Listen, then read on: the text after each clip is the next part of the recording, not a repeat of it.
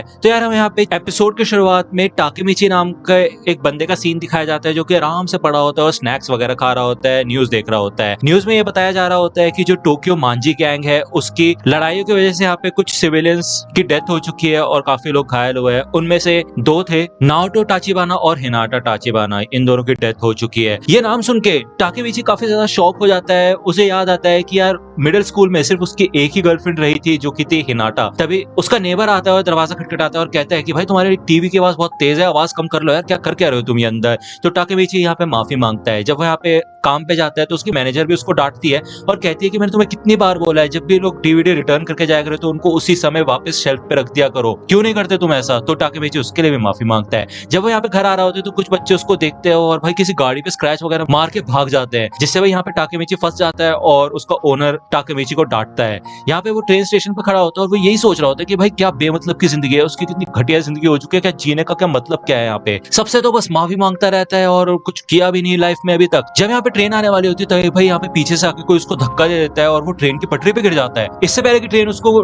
ठोक सके वो एंडिंग मोमेंट पे भाई अपनी गर्लफ्रेंड को याद करता है, हिनाटा को, और वो अपने पहले का समय याद करता है जब वो मिडिल स्कूल में सेकंड ईयर में था और उसकी उस समय की जिंदगी काफी ज्यादा कमाल की थी, यहाँ तक कि उसकी एक गर्लफ्रेंड भी थी। जब वो नींद से जागता है तो वो एक ट्रेन में होता है जहाँ पे वो अपने बाकी पुराने दोस्तों को देखता है, माकोटो, यामागिशी, अकुन और टाकोया। वो लोग कहते हैं अरे चलो यार ट्रेन में बैठे रहोगे क्या, उतरना नहीं है तुम्हें। यहाँ पे जब वो अपने आप को मिरर में देखता है तो उसको अपना पहले वाला लुक याद आता है कि वो पहले कैसे रहा करता था मिडिल स्कूल में, एक गुंडे की तरह। जब वो अपना फोन चेक करता है तो देखता है यहाँ पे अब जुलाई 4, 2005 चल रहा है, जो कि तकरीबन 12 साल पहले की बात है। यहाँ पे वो अपने दोस्तों के साथ एक रेस्टोरेंट में जाता है जहाँ पे ये लोग बर्गर्स खाते हैं, लेकिन टाकेमिची इधर से फ्राइज ऑर्डर करता है क्योंकि उसको पैसे की जरूरत होती है वापस जाने के लिए ट्रेन से। ये लोग काफी खुश होते हैं और कहते हैं कि यार सही है यार, तुम्हारा भाई जो है, तुम्हारा कजन मासारू, वो शिबुया 3rd मिडिल स्कूल का लीडर है यार, कमाल है, उससे हमें काफी ज्यादा सपोर्ट मिलेगा। अगर कभी भी वो 3rd ईयर वाले हमें परेशान करते हैं तो हम उसका नाम ले देंगे और हम बच जाएंगे। तो टाकेमिची सोचता है कि भाई ये क्या बात कर रहे हैं, मतलब क्या बोलना क्या चाहते हो तुम। तो माकोटो कहता है कि हाँ, मतलब आज हम शिबुया 3rd मिडिल स्कूल के सेकंड ईयर वालों से लड़ने वाले हैं क्योंकि वो काफी समय से कुछ पंगे कर रहे हैं, तो उनकी बैंड बजाएंगे आ जाओ। तो ये जब वहां पे जा रहे होते हैं तो टाकेमिची याद करने की कोशिश करता है कि उस समय हुआ क्या था। वो यही कहता है कि हाँ, हम गए तो थे सेकंड ईयर से लड़ने के लिए, लेकिन इस समय यहाँ पे टाकेमिची काफी सारा डर चुका होता है क्योंकि भाई उसने 10 साल से कोई लड़ाई वड़ाई नहीं की होती, अब तो वो यार नॉर्मल जिंदगी जी रहा होता है। तो बेसिकली यार अभी तक अगर आपको नहीं समझ आया तो मैं आपको बता दूं कि इधर यार टाकेमिची पास्ट में आ चुका है और वो यहाँ पे सारी की सारी चीजें नोटिस कर पा रहा है, देख पा रहा है। जब ये लोग शिबुया आते हैं तो ये सब लोगों से भाई सेकंड ईयर के बारे में पूछना शुरू कर देते हैं। इनको फर्स्ट ईयर वाले मिलते हैं, 3rd ईयर वाले मिलते हैं, लेकिन सेकंड ईयर वाले कहीं मिल नहीं रहे होते। जब यहाँ पे टाकेमिची याद करने की कोशिश कर रहा होता है कि भाई उस समय हुआ क्या था, मतलब ये पिटे थे या फिर इन्होंने पीटा था, तब यहाँ पे कुछ 3rd ईयर के स्टूडेंट्स आ जाते हैं जिनका लीडर होता है मासाटाका कियोमिजू।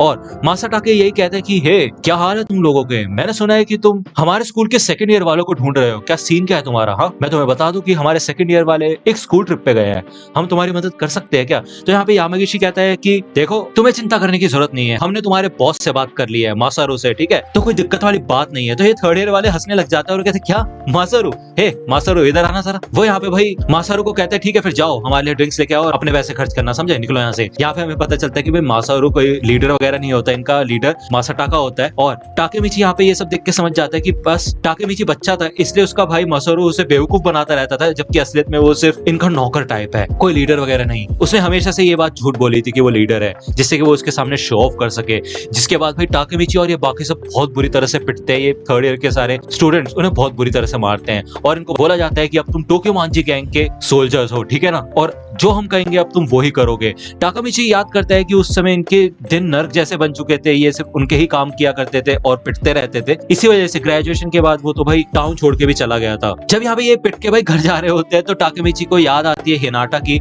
और वो अपने दोस्तों को छोड़ के भाई हिनाटा से मिलने के लिए चला जाता है क्योंकि उसको ये याद भी नहीं होता कि वो दिखती कैसी है भाई साहब। जब वो हिनाटा के पास आता है और हिनाटा देखती है कि वो पिटा पड़ा है तो वो यही कहती है कि तुम बार बार लड़ते क्यों रहते हो और फालतू की चीजों के लिए लड़ना छोड़ दो प्लीज। उसे देख के टाकेमिची काफी ज्यादा खुश हो जाता है और रोने लग जाता है और यहाँ से जाने लग जाता है और वो कहता है कि देखो मैं बस तुम्हें देखना चाहता था, मैं निकलता हूँ यहाँ से। हिनाटा यहाँ पे समझ जाती है कि टाकेमिची कुछ छुपाने की कोशिश कर रहा है और वो आमतौर पे जैसा बिहेव करता है वैसा नहीं कर रहा। तो यहाँ पे थोड़ी बात करने के बाद वो यहाँ से जाता है और काफी ज्यादा रो रहा होता है। यहाँ पे वो झूले पे बैठ जाता है और वो देखता है कि कुछ बच्चे एक छोटे लड़के को परेशान कर रहे होते हैं। इसे देख के उसे काफी गुस्सा आता है और वो जाता है उनमें से एक को भाई मुक्का मार के नीचे गिरा देता है। एक कांच की बोतल लेता है, उसे तोड़ देता है और उससे उनको धमकी देता है कि देखो मेरा मूड बहुत खराब है, अगर तुम यहाँ से नहीं निकले ना तो मैं तुम्हें सबको जान से मार दूंगा। दूंगा। ये सबके सब लोग भाई यहाँ पे माफी मांग के निकल जाते हैं और वो छोटा बच्चा यहाँ पे टाकेमिची को थैंक्स बोलता है और टाकेमिची उसको ये बोलते हैं देखो यार इनमें ना कोई दम वगैरह नहीं होते, ये बस बोलने वाले होते हैं, ठीक है, ये भौंकते हैं काटते नहीं। अगर तुम थोड़ा सा कॉन्फिडेंस दिखाओगे ना तो इनकी ऐसी तैसी हो जाएगी, तो हमेशा कॉन्फिडेंट रहो, ठीक है ना। तो वो बच्चा अपना नाम बताता है कि उसका नाम है नाओटो टाचिबाना, जिससे भाई टाकेमिची समझ जाता है कि ये तो हिनाटा का छोटा भाई है। उसको रियलाइज होता है कि यार हाँ मतलब आज से 12 साल बाद नाओटो और साथ ही साथ उसकी बहन की डेथ हो जाएगी। और टाकेमिची उससे यही पूछता है कि क्या तुम अपनी सिस्टर से प्यार करते हो। तो नाओटो यहाँ पे थोड़ा ब्लश करता है, लेकिन वो यही कहता है कि नहीं, वो हमेशा हुक्म चलाती रहती है और मुझे डांटती रहती है, तो नहीं मैं नहीं करता उससे प्यार। तो टाकेमिची कहते हैं देखो तुम्हें अपनी बहन का ख्याल रखना पड़ेगा अगर तुम उससे प्यार करते हो तो, क्योंकि आज से 12 साल बाद 2017 में इसी दिन मेरी डेथ हो जाएगी, साथ ही साथ तुम दोनों की भी, तो ये डेट याद रखना और अपनी बहन को बचाना। टाकेमिची इधर नाओटो से हाथ मिलाता है और हमें यहाँ पे दिखाया जाता है कि टाकेमिची नींद से जागता है। वो यहाँ पे एक हॉस्पिटल में होता है और वो देखता है कि इधर डेट है जुलाई 4, 2017। वो सोचता है कि ये सब सिर्फ एक सपना था और मतलब ये हुआ क्या, लेकिन वो ये सोचता है कि यार वो ट्रेन के आगे तो गिरा था लेकिन बचा कैसे। तभी वो आदमी आता है जिसने भाई टाकेमिची की जान बचाई होती है और वो कहता है कि मुझे टाकेमिची से बात करनी है। ये आदमी और कोई नहीं बल्कि नाओटो होता है और टाकेमिची ने वो बात बोल के नाओटो की जान बचा ली होती है। वो उसे बताता है कि देखो टाकेमिची, मैं तुम्हारे पास आया हूँ और उस दिन जब तुमने मेरे को ये बात बोली थी तब तुमने टाइम ट्रेवल किया था और उससे मेरी जान बच गई और इसी वजह से मैं तुम्हें आज बचा पाया, क्योंकि तुमने मुझे बताया था कि आज ही के दिन तुम्हारी डेथ होगी। जब तुमने मुझे वो बात बताई थी तो उसके बाद मैंने बहुत ज्यादा पढ़ाई की और फिर मैं एक पुलिस ऑफिसर बन गया जिससे कि मैं अपनी सिस्टर को बचा सकूं, लेकिन दिक्कत की बात यह है कि मैं हिनाटो को नहीं बचा सका, वो मर गई। नाओटो यही कहता है कि देखो उस दिन तुमने टाइम ट्रेवल किया था और सिर्फ तुम ही मेरी सिस्टर को बचाने में मेरी मदद कर सकते हो, तो क्या तुम मेरी मदद करोगे।